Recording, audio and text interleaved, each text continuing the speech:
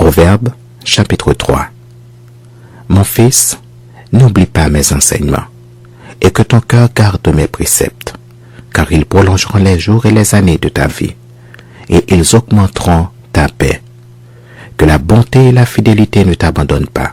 Lis-les à ton cou, écris-les sur la table de ton cœur. Tu acquerras ainsi de la grâce et une raison saine aux yeux de Dieu et des hommes. Confie-toi en l'Éternel de tout ton cœur et ne t'appuie pas sur ta sagesse. Reconnais-le dans toutes tes voies et il aplanira tes sentiers. Ne sois point sage à tes propres yeux. Crains l'Éternel et détourne-toi du mal. Ce sera la santé pour tes muscles et un rafraîchissement pour tes os. Honore l'Éternel avec tes biens et avec les prémices de tout ton revenu. Alors tes greniers seront remplis d'abondance et tes cuves regorgeront de mou. Mon fils, ne méprise pas la correction de l'Éternel et ne t'effraie point de ses châtiments, car l'Éternel châtie celui qu'il aime, comme un père l'enfant qu'il chérit. Heureux l'homme qui a trouvé la sagesse et l'homme qui possède l'intelligence, car le gain qu'elle procure est préférable à celui de l'argent, et le profit qu'on en tire vaut mieux que l'or. Elle est plus précieuse que les perles, elle a plus de valeur que tous les objets de prix.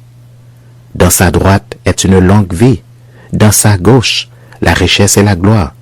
Ses voies sont des voies agréables et tous ses sentiers sont paisibles. Elle est un arbre de vie pour ceux qui la saisissent, et ceux qui la possèdent sont heureux. C'est par la sagesse que l'Éternel a fondé la terre.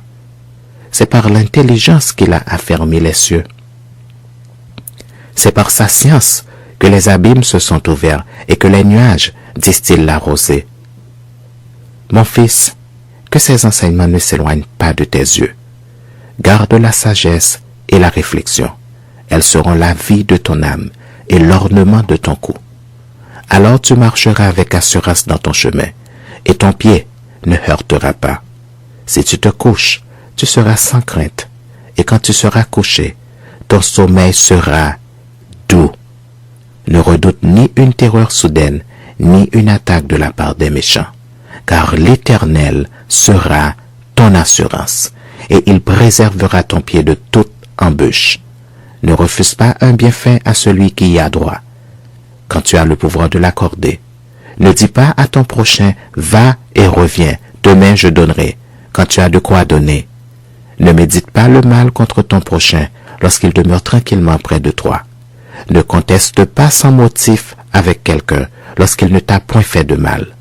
Ne porte pas envie à l'homme violent et ne choisis aucune de ses voies, car l'Éternel a en horreur les hommes pervers, mais il est un ami pour les hommes droits. La malédiction de l'Éternel est dans la maison du méchant, mais il bénit la demeure des justes.